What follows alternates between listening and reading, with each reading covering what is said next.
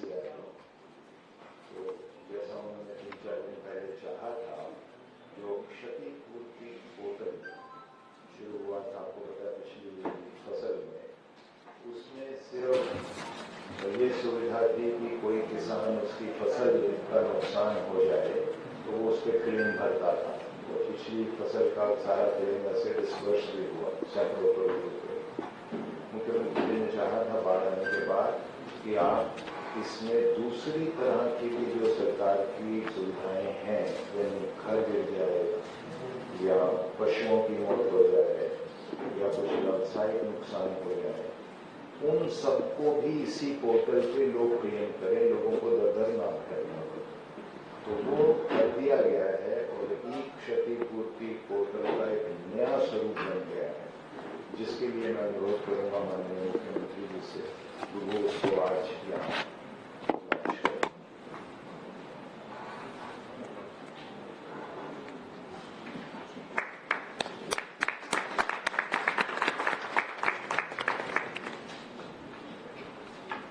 धन्यवाद sir. Sir, इस portal के बारे में आपको अगर तो बताना चाहेंगे अपने ही शब्दों में तो ठीक है, तो मैं छोटी सी प्रेजेंटेशन दी जाए। मित्रों, वैसे तो प्रेजेंटेशन में काफी कुछ होगा ही, लेकिन थोड़ा जैसे भूमिका में कुलर जी ने बताया है कि अभी तक ये क्षतिपूर्ति केवल किसानों के लिए बनाया गया था कि उनका जो किसी भी नेचुरल कैलेमिटी के कारण से जो नुकसान होता है फसल का नुकसान उसमें वो रजिस्टर करते थे। बाद में ध्यान में आया कि आखिर फसल के अलावा भी नगरों में कुछ व्यावसायिक प्रतिष्ठान हैं, कोई उनके औद्योगिक प्रतिष्ठान हैं, कोई मकानों में भी इस प्रकार का नुकसान होता है। तो ऐसे सब लॉस भी, मूवेबल इमूवेबल सब प्रकार की जो प्रॉपर्टी है उसका लॉस भी इसमें अगर एंटर होगा तो उसका फिर असेसमेंट के भी तौर तरीके हैं। कुछ हमने जो ये होती है इंश्योरेंस की सर्विस उनके माध्यम से कराएंगे और कुछ असेसमेंट डीसी की कमेटीज जो हैं वो करेंगी।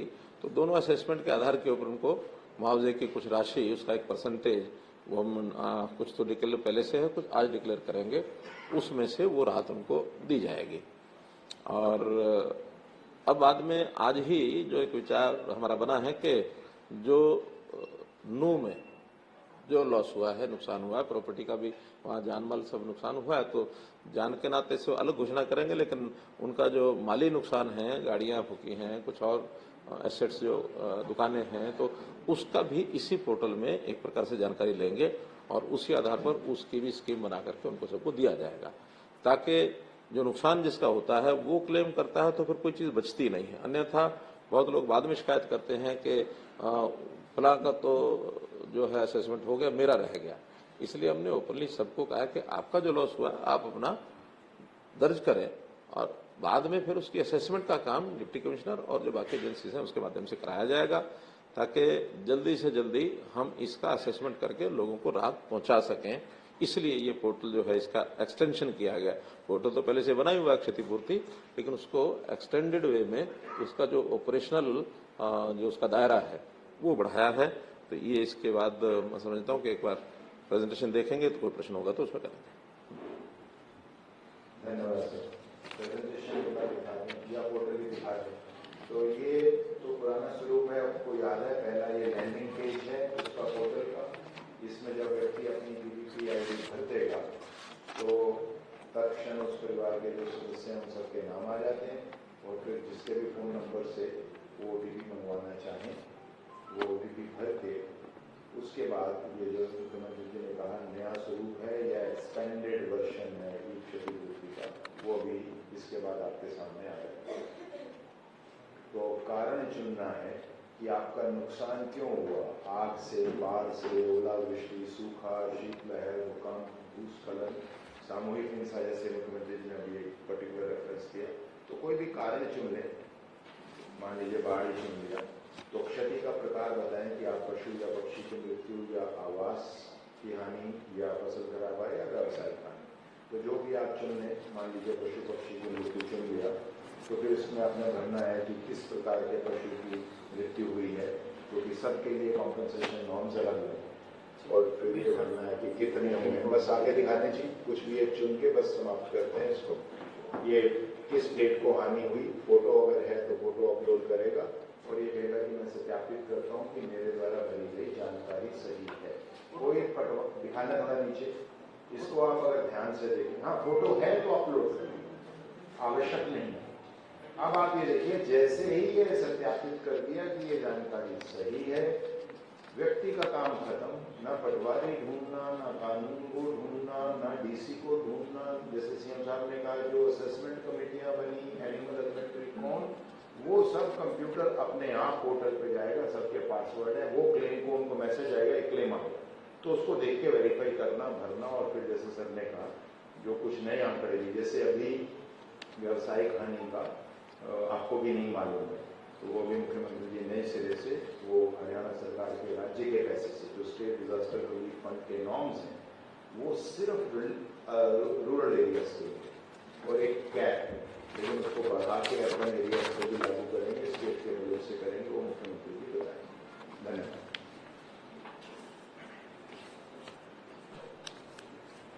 ठीक है जी, ये प्रेजेंटेशन को क्लोज कर देते हैं। और मित्रों, जैसा ये क्षतिपूर्ति का विषय है, पहला जैसे मैंने बताया, किसानों वाले से हम शुरू करते हैं। तो जो हमने पोर्टल जिस दिन शुरू किया था, उस दिन, क्योंकि उस दिन से वो भरने लग गए थे, तो 1 महीने का समय उस समय दिया गया था। तो वो 18 अगस्त तक अपनी जो भी क्लेम है, किसान की जो फसल खराब हुई बाढ़ के कारण से, वो उसमें भर पाएंगे और उसके बाद फिर उसका असेसमेंट करके उनको पैसा दिया जाएगा। जो बाकी सब है, वैसे तो 3 दिन से 4 दिन से इसकी जानकारी हमने लोगों को दे दी थी, तो बहुत से क्लेम इसमें बिना लॉन्च किए भी भरे जा चुके हैं, लेकिन आज इसको विधिवत लॉन्च कर रहे हैं। और इसमें कोई समय हमने रखना है कोई, तो जो वो वाला है सर, फसल वाला, वो तो आपने 18 अगस्त के का लिए दिया। बोला, हाँ, तो वही समय रहने देते हैं। हाँ ठीक है, तो 18 में भी आज अभी समय पर्याप्त है। और मैं समझता हूं कि जो इस समय तक घटनाक्रम है, उसके लॉस की जानकारी सबको अपनी है ही, और वो इसमें 18 अगस्त ही इसके डेट हम रखते हैं, ताकि आज 2 तारीख है, तो 16 दिन का समय और मिल जाएगा। फिर इसके बाद उनका सबका आकलन करके उनको दे दिया जाएगा। इसके बाद जो हमने इसकी हर्जाने की राशि तय की है, उसकी एक परसेंटेज जो हमने आपके माध्यम से लोगों को जो बतानी है, उसमें 2 प्रकार का है। तो मूवेबल प्रॉपर्टी है, इमूवेबल प्रॉपर्टी है। मूवेबल प्रॉपर्टी यानी मकान यानी बिल्डिंग को छोड़ करके बाकी लगभग सारी इमूवेबल रहती है, मूवेबल रहती है। मकान है वो इमूवेबल है। तो मूवेबल प्रॉपर्टी का जहां तक विषय है, उसमें यदि 5 लाख रुपए तक किसी का लॉस है, असेस्ड लॉस, उसका 80% अर्थात 4 लाख रुपया तक उनको दिया जाएगा। जितना लॉस होगा उसका 80%। 5 से 10 लाख तक 70%, 10 लाख से 20 लाख तक 60%, 20 लाख से 50 लाख तक 40%, जो एडिशनल है उसका ये जाता जाएगा। और 50 लाख से 1 करोड़ रुपए तक 30%, 1 करोड़ से 1.5 करोड़ रुपए तक 20%, और ये सब मान लो 1.5 करोड़ तक भी हो जाता है, इससे ऊपर भी होता है, तो एक अपर कैप लगाइए कि टोटल 50 लाख तक, और ये कंपनसेशन जो है इस लॉस का मिलेगा। इससे ऊपर मैं मान के चलता हूं, जो इससे बड़े जो भी लोग होते हैं, सामान्यतः सब लोग अपना इंश्योरेंस कराते हैं। ये तो उस इवेंचुअलिटी में है जिसने इंश्योरेंस ही नहीं कराया है, ताकि ऐसे समय पर उनको भी एक मरहम जो है वो लग सके। तो यानी 1 रुपए से लेकर 50 लाख तक का लॉस, इस परसेंटेज के हिसाब से लगभग 1.5 करोड़ तक के नुकसान के लोगों को ये लाभ उसी हिसाब से इंक्रीज होता जाएगा। 1.5 करोड़ से ऊपर का है तो 50 लाख उसकी फिक्स राशि है। ये तो है मूवेबल प्रॉपर्टीज। इसके अंदर कोई मानो व्हीकल है, उसका स्टॉक है, उसकी मशीनरी है, प्लांट है, तो ये सारे इस प्रकार के विषय हैं, इसमें कवर होंगे। और जो बिल्डिंग्स हैं, अर्थात जो इमूवेबल प्रॉपर्टी है, उसमें पहले से हमारी योजना चल रही है, और उसी के अंतर्गत अगर 1 लाख तक का है तो वो कंप्लीट 100% देंगे, 1 से 2 लाख 75%, 2 से 3 लाख 60%, 3 से 5 लाख 50%, 5 से 7 लाख 40%, और 7 से 25 लाख तक 30%, और इसको भी कैप किया है 25 लाख पर कि मैक्सिमम किसी बिल्डिंग का अगर कोई लॉस होता है, मानो उसमें क्रैक आया है, उसमें कोई फर्श टूट गया, उसमें दीवार गिर गई, उसमें टोटल भी गिर गई, तो भी मैक्सिमम 25 लाख रुपए तक का उसका लॉस ये हमने इसमें कवर किया है।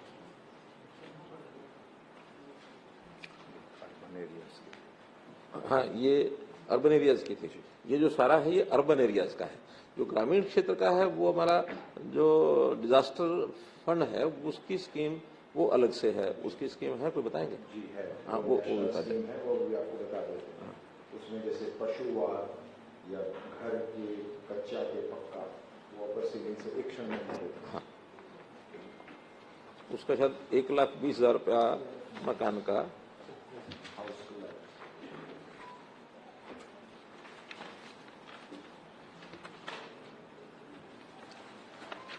लेकिन उसमें भी जो है मुझे लगता है थोड़ा राशि कम है और हम उसको रिवाइज करेंगे, रिवाइज करके आपको बताएंगे। ग्रामीण क्षेत्र वाला जो है उसकी राशि आपको बताएंगे जो पहले से तय है।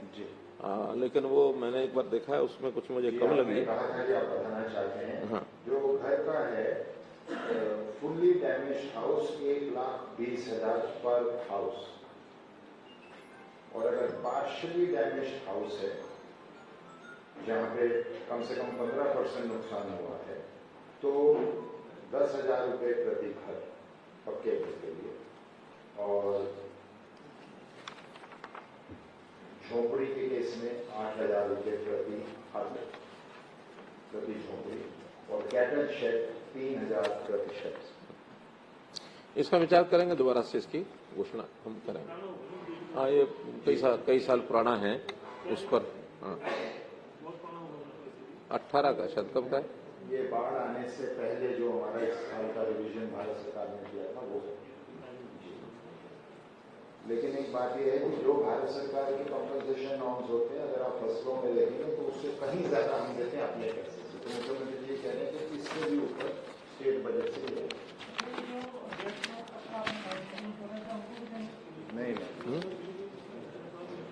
नहीं, सर ने स्पष्ट किया कि इंश्योरेंस के उससे बाहर, जिसका इंश्योरेंस किन्हीं कारणों से नहीं कराया गया। इसी प्रकार जैसे अब थोड़ा कंपनसेशन के विषय हैं एक दो, जो पहले कुछ दिन पहले विचार आया था लेकिन वो घोषणा नहीं कर पाया था मैं। जो कावड़िए जो हैं जिनका भी शिवरात्रि शायद 18 या 20 तारीख को थी जुलाई में जी, उससे पहले कुछ कावड़ियाज की डेथ हुई है एक्सीडेंट में, जो भी कुछ कारण रहे। पिछले बार भी हमने दिया था उसी पैटर्न पर जैसे पिछले साल किया था, उसी हिसाब से 2 लाख रुपया प्रति कावड़ी जो इसकी डेथ हुई, जो हरियाणा का रहने वाला है, ऐसे व्यक्तियों को 2 लाख 24 लोगों की अभी तक हमारे पास जानकारी है, 2 लाख रुपया प्रति व्यक्ति प्रति कावड़िया, वो उसको कंपनसेशन हमने पिछले साल का जो तय किया हुआ है उसी को आगे बढ़ा रहे हैं।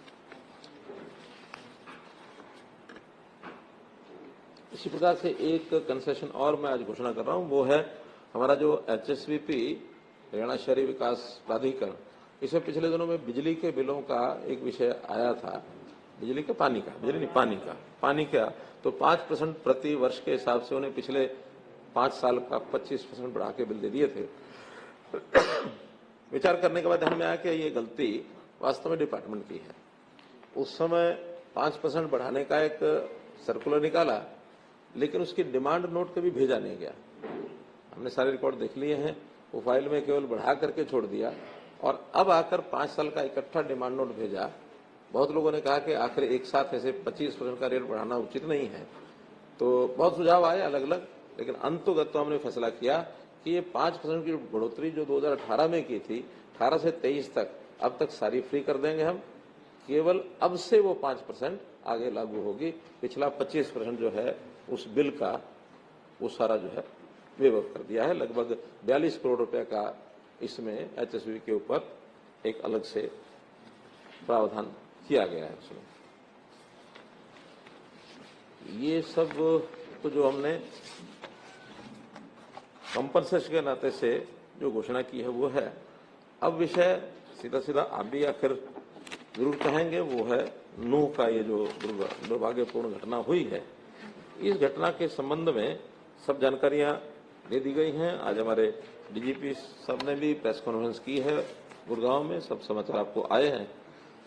उसमें मैं इतना ही कहूँगा कि इसके बाद शांति बनी रहे और किसी प्रकार की जो चीज़ है वो अनदेखी न जाए, तो हमने उसके सारे जो इंतजाम किए हैं अभी तक, जैसा मैंने बताया कि 20 कंपनीज पैरामिलिट्री की हमने बुलाई हैं, जिसमें से 14 कंपनीज नूह जिले में, 3 कंपनीज पलवल में, 2 गुरुग्राम में और 1 फरीदाबाद में। 4 कंपनीज की डिमांड आज हमने और की है बाहर के स्थानों के लिए, ताकि एक सावधानी के लिए क्योंकि कई घटनाएं छोटे किसी न किसी स्थान पर जो होती रही हैं, तो वहाँ सबको ध्यान रखा जाए और कोई ऐसी अनलॉफुल एक्टिविटी कोई ना कर सके और ये आगे कोई इस वातावरण में शांति बनी रहे। आज दिन भर में भी कई जगह की गैदरिंग, कई तरह के ज्ञापन ये सब दिए गए हैं, लेकिन सभी जगह पर शांतिपूर्वक सारा विषय लगभग सबके ज्ञापन जो है वो हो चुके हैं। किसी ने डीसी ऑफिस में जाके दिया होगा, कहीं किसी ने गैदरिंग की होगी, ये सारे विषय जो है वो समाप्त हो गए हैं। 6 लोगों के, जैसे मैंने बताया आज सुबह भी, कि उनकी डेथ रिपोर्टेड है। 2 उसमें पुलिस के लोग हैं, 4 उसमें सिविलियंस हैं। अभी तक 116 लोगों को अरेस्ट किया गया है और 90 इसके अतिरिक्त और डिटेन किए गए हैं। पूछताछ करने के बाद उनके खिलाफ भी कार्रवाई जो बनेगी वो सब की जाएगी। और इसके बाद ये सारा जो विषय आया है, इसके पीछे किसका हाथ है, कैसे शुरू हुआ, इन सब बातों के ऊपर भी प्रोसेस चल रही है। उस सारी प्रोसेस में कोई भी दोषी है उसको बख्शा नहीं जाएगा। ये सारी योजना हमारी इसमें बनी है। आगे के लिए कुछ चीजें हमने जो और तय की हैं, उसमें एक ये तय किया है कि एक IRB की बटालियन नूह जिले में ही स्थापित की जाएगी। जो अभी 2 बटालियन भौंडसी में है, उसमें से 1 बटालियन नूह जिले में जगह हमने देख ली है, लेकिन वो जगह बनने में थोड़ा समय लगेगा। उससे पहले किसी टेम्परेरी भवन में 1 बटालियन में कितने लोग होंगे, 1000 लोग लगभग, तो 1000 लोगों की व्यवस्था वहाँ उसी जिले में कहीं ना कहीं, ताकि आवश्यकता पड़ने पर कभी भी उसका मानो उपयोग करना हो तो उपयोग किया जा सके। हमने एक पुलिस में एनफोर्समेंट ब्यूरो अलग से बनाया है। उसके लिए 5-6 विभागों में, खास करके जिनमें टैक्सेशन की चोरी होती है, जहां कहीं थोड़ा इस प्रकार के विषय जो लोगों के नाते भी, सरकार के नाते भी अनपॉपुलर कहें, या जो एक किसी न किसी नुकसान को पैदा कर सकते हैं, इन चीजों को चेक करने के लिए पुलिस का एक लॉ एंड ऑर्डर के लिए अलग से सारा होगा, इन्वेस्टिगेशन के लिए होगा। लेकिन एक इस प्रकार के, जैसे माइनिंग है, जैसे एक्साइज टैक्सेशन है, जैसे पावर है, जैसे इरिगेशन है, तो इस प्रकार से 5-6 डिपार्टमेंट पहले विचार किए थे। लेकिन नूह जिले में जो ये काऊ प्रोटेक्शन एक बड़ा विषय है, वहाँ स्मगलिंग होती है, वहाँ गौ हत्या भी होती है, तो हम उस जिले में एनफोर्समेंट जो हमारा ब्यूरो है उसको काऊ ये जो सिक्योरिटी का जो काम है ये भी उनके माध्यम से कराएंगे और 100 जवान अलग से उस व्यवस्था के लिए वहाँ रखे जाएंगे, ताकि ये समस्या भी आगे ना आए। और मैं तो खास करके ऐसे मुस्लिम भाई, जो बहुत लोग मुसलमान भी हैं, जो गोरक्षा के हित में भी बोलते हैं, काम करते हैं, उनका कोई उसमें विरोध नहीं है, बल्कि सहयोग भी करते हैं। राष्ट्रीय मुस्लिम मंच खुल करके उसमें इस मूवमेंट में साथ देता है।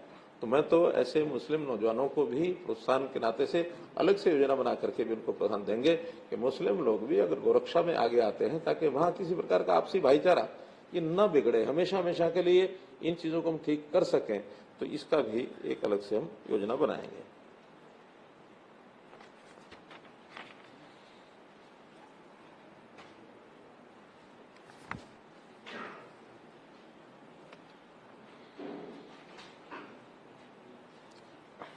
मोटे रूप से आज के इस संदर्भ में विषय इतने ही मुझे आपके सामने रखने थे। कोई बात आपको लगती है तो जरूर इसमें पूछें। एक मेरा निवेदन जैसे जनता से रहता है कि सब लोग शांति कायम करने के लिए वो सहयोग करें, आगे आएं, वैसे मीडिया से भी मैं अपील करूंगा कि हम जो भी विषय बातचीत करें, चाहे प्रिंट में चाहे इलेक्ट्रॉनिक में, उसमें कैसे हम शांति कायम करने में सहयोगी हो सकते हैं। बहुत चीजें होती हैं अपने हाथ में, स्वतंत्रता के नाते से हम प्रोवोकेटिव भी बोल सकते हैं, हम कुछ भी कर सकते हैं, लेकिन जब तक सारी चीजें स्पष्ट न हो जाएं, तब तक इन चीजों से जितना बचा जाए उतना अच्छा है। क्योंकि मुझे इसमें कहने में कोई गुरेज नहीं है कि बहुत समस्याओं को हमारा खास करके सोशल मीडिया, इसके कारण से भी आकार उसका बढ़ता है।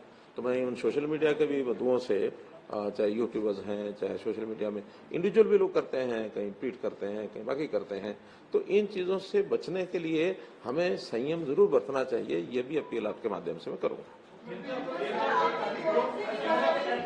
एक एक करके, पहले एक एक करके। हाँ,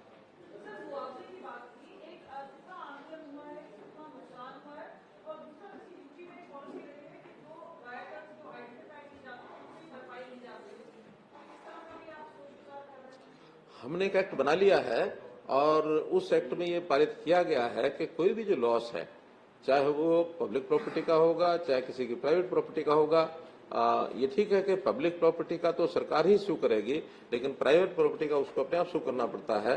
तो जिन्होंने नुकसान किया है वो इस बात के लायबल हैं कि उनसे वो भरपाई कराई जाए। तो हम उसका पूरा अपना जो सरकारी प्रॉपर्टी है उसका हम करेंगे, प्राइवेट प्रॉपर्टी वालों को भी उनको कहेंगे कि इसकी लायबिलिटी जिनके ऊपर है उनसे वसूल किया जाए। एक एक करके, एक एक करके, एक एक करके। हाँ, रुकिए रुकिए। हाँ, एक एक करके।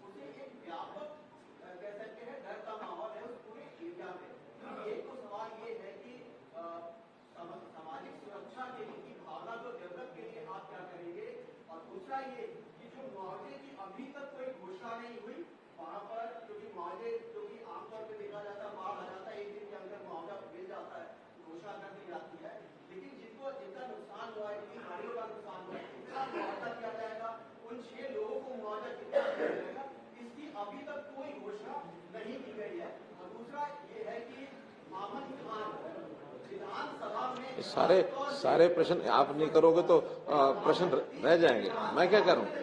एक एक देखिए, मैंने आपको पहले अपील की, मैंने आपको एक अपील पहले की, एक अपील की कि हम विषयों को भी उसी ढंग से हाईलाइट करें ताकि समाज में कोई ऐसा विषय ना जाए जिसमें कोई बहसबाजी और बहुत बड़ा, आप कुछ भी पूछेंगे मैं उत्तर वही दूंगा जिसमें से समाज में एक शांति बनी रहे, आपसी जो विवाद की बातें हैं वो ज्यादा न उभरें। इसलिए आप थोड़ा सा शांति करें, एक एक प्रश्न का उत्तर देंगे, एक एक प्रश्न का उत्तर देंगे, चिंता मत करो। पहली बात आपने, सुनिए बैठ जाओ, पहली बात आपने कही है, अब सारा विषय सामाजिक सद्भाव बनाने के लिए देखिए, अरे सुरक्षा सद्भाव दोनों बातें हैं। सुरक्षा में सद्भाव में से ही सुरक्षा निकलती है। अगर सद्भाव नहीं हुआ और एक दूसरे के खिलाफ अगर गन तान के खड़े हो गए तो सुरक्षा, देखिए समाज आपस में जब तक सद्भाव नहीं होता तब तक सुरक्षा को एक चैलेंज रहता है। और आप ये मानिए, हर व्यक्ति की सुरक्षा न पुलिस कर सकती, न आर्मी कर सकती, न आप और हम कर सकते। सुरक्षा के लिए भी एक वातावरण बनाना पड़ता है और वातावरण समाज में एक सामंजस्य, सद्भाव, इसके लिए पहला प्रयत्न करना पड़ता है। उसके लिए पीस कमेटीज बनी हैं, उसके लिए एडमिनिस्ट्रेशन को लोग लगे हैं। हाँ, मौके पर तनाव न बढ़े इसके लिए फोर्स पूरी रखनी पड़ती है। उन्होंने फ्लैग मार्च भी किया है। जो ऐसे गलत वृत्ति रख करके कोई लोग इस प्रकार का मानस बनाए बैठे, उनके मन में एक भय बैठाना पड़ता है। लेकिन ये एक तात्कालिक विषय होते हैं, करंट इश्यूज होते हैं। करंट विषय में करने के बाद आखिर में तो सामाजिक सद्भाव बना करके तभी लोगों का रहन सहन ठीक हो सकता है। आप कहीं भी चले जाइए, दुनिया में किसी भी देश में चले जाइए, हर व्यक्ति की सुरक्षा पुलिस के द्वारा करना संभव नहीं होता। हमारी 130 करोड़ आबादी है, हरियाणा की लगा लें तो 2 करोड़ 70 लाख आबादी है। अब 2 करोड़ 70 या 80 लाख आबादी, हमारी पुलिस कितनी है? 60,000, 50,000। तो इसलिए ये वातावरण बनाना पड़ता है। हम वातावरण बनाएंगे, अपील बार बार करेंगे, हाँ उसमें से एक सीमा को लांघेगा उसके खिलाफ कार्रवाई करेंगे। और कार्रवाई, अरे भाई कार्रवाई करने का जो विषय होता है वो बता के करना होता, जरूरी थोड़ी होता है। ये अलग अलग हर किसी का होता है, कोई बताएगा और कोई करेगा। आप धीरे धीरे चीजें देखेंगे, आपके सामने आएंगी। कल क्या होगा, आज चीजें प्रोसेस में है। प्रोसेस हमेशा कल्प्रिट जो है, दोषी जो है, उसको सबक सिखाने के लिए जो करना होता है वो करेंगे, लेकिन हम किसी निर्दोष के खिलाफ कोई कार्रवाई नहीं करेंगे। एक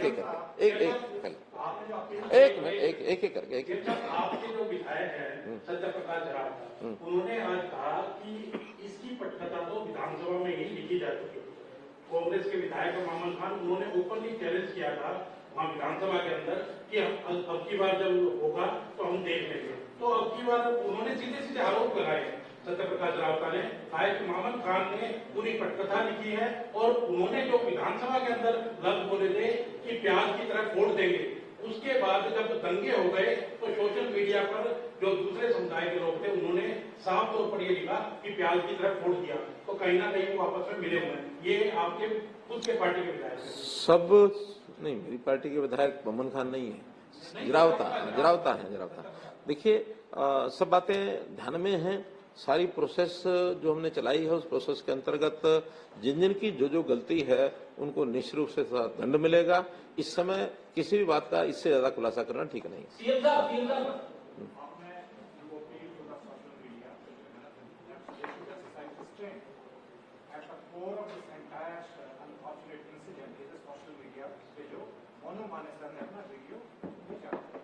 Why is that your government has been unable to arrest Monu Manesar, who has emerged as the key villain in this entire episode? One, why is that? And the second thing, you have said people from outside had also entered who are also responsible for this arson, for this crime. What are your thoughts? What is the investigation so far? Where is the investigation so far reached? Writers say they are from outside which part of the country, and you said there is a larger conspiracy you were looking at. So these conspirators were within the state or outside the state? देखिए जहां तक मोनू मानेसर की बात है, मोनू मानेसर के खिलाफ जो पिछला केस एफआईआर वो राजस्थान सरकार की है। राजस्थान सरकार को हमने कहा है कि जिस प्रकार की मदद उनको ढूंढने में हमारी चाहिए मदद करेंगे, तैयार है मदद करने के लिए। अब वो चूंकि राजस्थान पुलिस उसको ढूंढ रही है, कहाँ है कोई इनपुट्स हमारे पास अभी नहीं है, उनके पास है कि नहीं हम नहीं कह सकते। राजस्थान पुलिस उसके खिलाफ कार्रवाई करने के लिए स्वतंत्र है, हमारी मदद जितनी चाहिए उनको करेंगे। जहां तक दूसरा विषय आपका है आउटसाइडर्स का, चूंकि लगातार जितने सोशल मीडिया पर जो चीजें चली हैं उनको भी चिन्हित किया जा रहा है।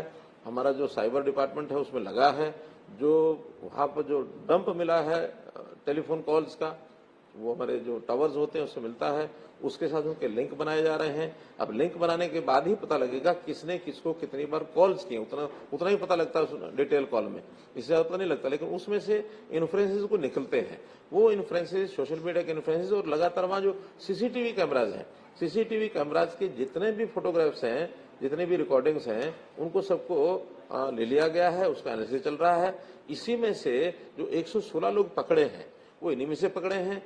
90 लोग जो डिटेन किए हैं वो उसी कारण से डिटेन किए हैं। और अभी तो ये शुरुआत हुई है, इसका लगातार जो पुलिस फोर्सेज या हमारी जो पैरामिलिट्री फोर्सेज वो वहां हैं वो कोई हटी नहीं है, कर्फ्यू वहां लगा हुआ है और हम किसी प्रकार की कोई ढिलाई बरतेंगे नहीं। और इसमें चूंकि पुलिस इन्वेस्टिगेशन एजेंसी जो होती हैं उनकी इन्वेस्टिगेशन से पहले कोई बात कह देना कई बार इन्वेस्टिगेशन को भी प्रभावित करता है। इसलिए जो हमारा एक स्टैंड है कि दोषियों को बख्शा नहीं जाएगा, वो हर हालत में उसको मेंटेन किया जाएगा। एक प्लीज ऐसा ये इट्स नॉट सब्जी मार्केट। हाँ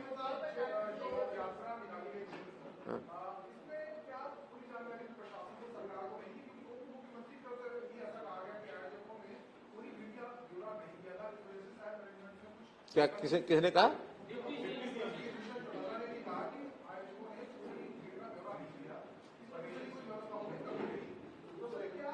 ऐसा नहीं है। जो डिप्टी कमिश्नर और वहाँ चूंकि वहाँ के जो एसपी जो सुप्रीम पुलिस थे वो छुट्टी गए हुए थे, 10-12 दिन पहले विदेश के उनका कोई कार्यक्रम था, वो गए हुए थे और कोई इस तरह की उस समय की संभावना भी नहीं थी। लेकिन जब ये जानकारी यात्रा की मिली है तो डिप्टी कमिश्नर ने स्वयं दोनों ही तरह की जो हमारी उनकी जानकारी उन्होंने हमें बताया है, दोनों ही पक्षों से एक दिन पहले तक उन्होंने मीटिंग की। मीटिंग करने के बाद उनको आश्वस्त किया गया कि भी शांतिपूर्वक निकलेगा, किसी प्रकार का कोई तनाव ऐसी बात नहीं होगी। लगातार उनका उसके ऊपर ध्यान था, लेकिन सडनली ये जो सारी चीजें चली हैं, इसके बारे में सारी प्रोसेस में से जो जानकारियां मिलेंगी और जो जानकारी मिलेगी जिसके खिलाफ भी कोई इस साजिश को करने का कोई सूत्र मिलेगा, उसके ऊपर कार्रवाई करेंगे। लास्ट इस लाइन में लास्ट था उनकी योजना, जो हमारी सरकारी कर्मचारियों की योजना होती है, उसमें 57 लाख रुपए का मुआवजा उसको मिलने के लिए पुलिस ने घोषित कर दिया है, वो उनको मिल जाएगा। चलिए कौन बोल रहे हैं? आपने कहा कि सुनियोजित तरीके से प्लान किया गया था, ऊपर पत्थर भी रखे गए थे, मतलब कुछ दिन पहले या फिर उससे पहले, कुछ दिन से भी पहले ये काम किया गया था, प्लानिंग की गई थी। तो खुफिया विभाग क्या कर रहा था? क्या सरकार के पास किसी तरीके की जानकारी आई नहीं थी? और अगर आई थी तो क्या कार्रवाई नहीं? मेरा कहना है कि ये सारी बातें एक बार सारी जांच हो जाए, उस प्रोसेस के बाद ही सारी बातें बताना ठीक है। आज इस समय कोई भी बात बोलना, उन चीजों को कहीं ना कहीं बढ़ावा देना होगा। हमें चीजों की तहकीकात में जाने दीजिए, जाएंगे, उसके बाद सारी चीजें आपको जानकारी मिलेगी। एक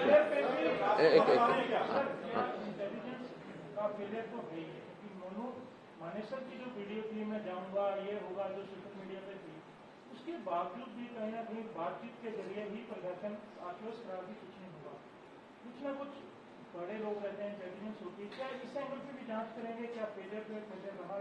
देखिए, जब चीजें चली हैं और उन्होंने कहा कि हमारी बातचीत हो गई है, इसमें से नहीं कुछ होगा, और अगली सत्य बात यह भी है कि उस दिन किसी जगह पर कोई सोनू मानेसर के प्रेजेंस का या उसके आने का कहीं कोई विषय नहीं है। जब नहीं है तो अफवाहें और ये जो सारी चीजें होती हैं, इन अफवाहों के कारण से जो वातावरण खराब होता है वो इसी प्रकार से होता है। हमारा अपील है, अभी भी अफवाहें बहुत चलेंगी, उन अफवाहों पर ध्यान नहीं देना चाहिए। हाँ, उसमें जो चीजें सत्य होंगी उसके ऊपर कार्रवाई की जाएगी। एक करके भाई, एक करके।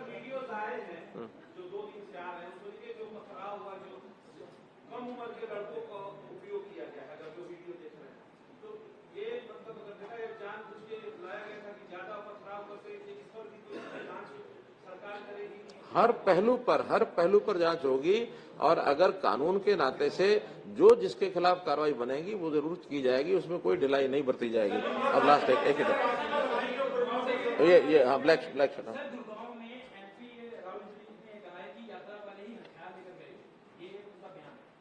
देखिए, उनका बयान किस आधार पर उन्होंने दिया है, मेरे पास ऐसी कोई जानकारी नहीं है, और अगर उनके पास कोई जानकारी होगी मैं उनसे बात करूंगा। रवि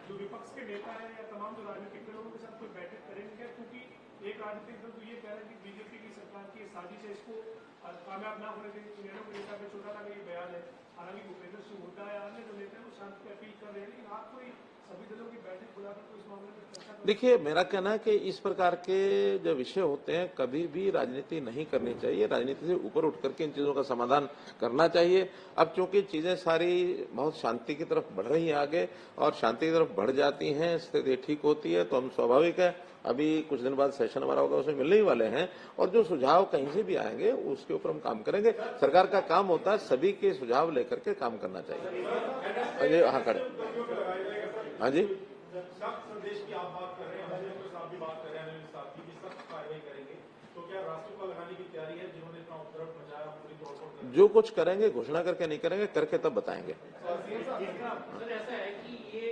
ऐसा भी आ रहा है कि पिछले कुछ टाइम पहले 5,000 गाँव में छापे मारे थे, काफी तकलीफ थी, और उसी की बदला लेने की भावना से वहाँ के जो लड़कों ने या समाज ने ये कदम उठाया, इसको ही निशाना बनाया और साइड खाते को स्पेशल बनाया। तो इसके ऊपर आपने वैसे वहाँ के बटालियन भी लगा रहे हैं, तो क्या डर खत्म हो गया था लोगों का? देखिए, वो एरिया पुन्हाना का एरिया है, 14 गांव में हमने छापे लगाए थे, और आज भी ठीक संख्या में याद नहीं, लेकिन 100 के आसपास लोग अभी भी उसमें अंदर हैं। और ये नू का एरिया एकदम अलग एरिया है। अब जब सारी तहकीकात होगी तो वो जो लड़के वहां पर ऑपरेशन कर रहे थे या जिस प्रकार का साइबर क्राइम कर रहे थे, वो कितने इसके अंदर शामिल होते हैं, वो जानकारियां सारी मिलेंगी। लेकिन इस समय एकदम ये कहना और लिंक जोड़ना, मैं इसमें हाँ, वो जांच कर रहे हैं, जांच सब करेंगे। हाँ, लास्ट सर जांच के लिए कोई आपने एसआईटी बनाई है सर? देखिए, जितना बड़ा हमारा पूरा यानी पुलिस का टॉप वहां गया हुआ है, डीजीपी वहां बैठे हैं, एडीजीपी सीआईडी वहां बैठे हैं, हमारी एडीजीपी लॉ एंड ऑर्डर ममता सिंह वहां बैठी हैं, हमारे वहां के जो आईजी हैं साउथ रेंज के वो वहां बैठे हैं। एसआईटी होती है, कोई एक आध घटना होती है और जिसमें कोई एक आध ऑफिसर के नीचे 2-4 लोग लगा के उसकी इन्वेस्टिगेशन करें। ये सब लोग बैठे हैं, इनके बैठने के बाद कोई एसआईटी का वर्क बचता नहीं। एक एक करके बस अब दो तीन हाँ एक मिनट अरे एक करके सबका मैं जवाब दूंगा। मैं कहीं जाने वाला नहीं, चिंता मत करो। सर विधानसभा अध्यक्ष ज्ञानचंद गुप्ता कह रहे हैं कि अधिकारी अगर एक्शन लेते तो इस तरीके की हिंसा ना होती। इनपुट था लेकिन पुख्ता नहीं था, इसकी वजह से एक हिंसा हो गया घटना में। विधानसभा अध्यक्ष ज्ञानचंद, देखिए ये अगर का विषय नहीं हुआ करता, घटना नहीं होती तो सब ठीक था, और जो घटना हो गई है तो कितने अगर लगा लो। एक वो आ गई बात सारी।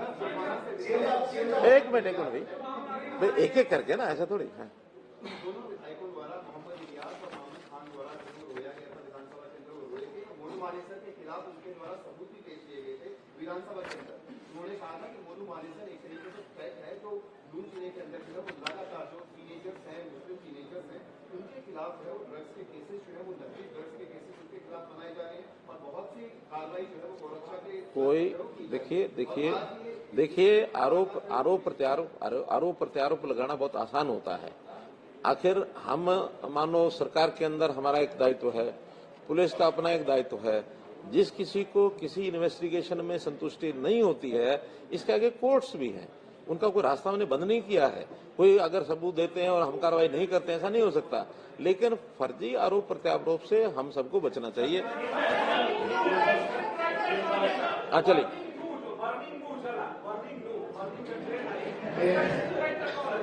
एक सेकंड, मेरा आप सब लोगों से विनम्र निवेदन है। मुख्यमंत्री जी 11 साथियों के प्रश्नों का उत्तर दे चुके हैं, उन्होंने स्वयं कहा मैं और भी उत्तर दे।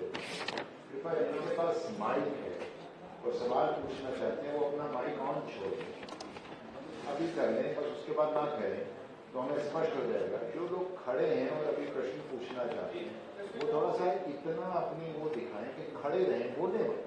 तो जब बैठ जाएंगे सारे तो मुख्यमंत्री जी समझ जाएंगे कि हो गया। देखिए, अगर कोई, मेरा क्या कहना है, अगर कोई ऐसी कंक्रीट ऐसा कोई विषय है जिसके बारे में कोई मुझे जनता को आपको बताना है, आपके माध्यम से उन तक बात पहुंचानी है, तो विषय।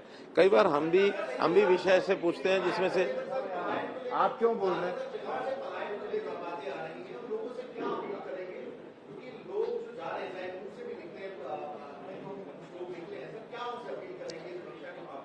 नहीं, मैंने बताया ना कि हमें सबकी सुरक्षा देने का हमारा काम है। हम सबसे अपील करेंगे कि शांति से वहां रहें और आपसी भाईचारे में जो वहाँ सब प्रयत्न हमारे हो रहे हैं, हम दोनों पक्षों के लोगों को बुला करके बातचीत भी कर रहे हैं। और ऐसा नहीं कि दोनों पक्षों के सारे लोग एक दूसरे के विरोध में। एक कोई ग्रुप होता है कई बार इस प्रकार का मिसक्रिएंट्स का, अब उसको समझाने के लिए भी कुछ लोग उसको समझाते हैं, कुछ अपने आगे बढ़ के गलतियां करते हैं। तो ये समाज के संतुलन बढ़ाने के लिए आपसी भाईचारे की बातचीत ही एक रास्ता है और कोई रास्ता नहीं है। मैं अंत में एक दो चीजें और बता रहा हूं जो हमने निर्देश दिए हैं। पहली बात तो ये है कि इस प्रकार के मामले में जैसे मीडिया का विषय होता है, एक होता है, लेकिन कुछ लोग गैदरिंग करते हैं, मीटिंग्स करते हैं, उसमें स्पीचेस जो है हेट स्पीच देते हैं। हमने निर्देश दे दिए हैं कि अगर कोई हेट स्पीच देता है उसके खिलाफ कार्रवाई करनी ही है। हमने, कोई भी व्यक्ति हो, कोई हेट स्पीच दे उसके खिलाफ कार्रवाई करो जो बनती है। दूसरा किसी का भी जो लॉस है, वो लॉस है तो उसकी रिपोर्ट करें, ताकि अभी पुलिस ने भी सारी अपनी सूचियां बनाई है, सारा कर रहे हैं। हम तो क्षतिपूर्ति पोर्टल पर डाल ही रहे हैं, लेकिन वो जानकारी हम ले रहे हैं। तीसरा, सीसीटीवी कैमराज आज भी जहां आवश्यकता है उस सीसीटीवी कैमराज को बढ़ाना चाहिए, तो इस प्रकार की घटनाओं की प्रवृत्ति न हो, ऐसा हम कर रहे हैं। फिर भी आपसे जितनी मैंने बातचीत की है, इसके बाद भी मैं भी यही हूं, आप भी यही हैं। अभी तो हम कामना यही करते हैं कि चीजें एकदम ठीक हो जाए। आगे कोई भी विषय है तो आपको फिर से दोबारा बुला करके फिर करेंगे। धन्यवाद।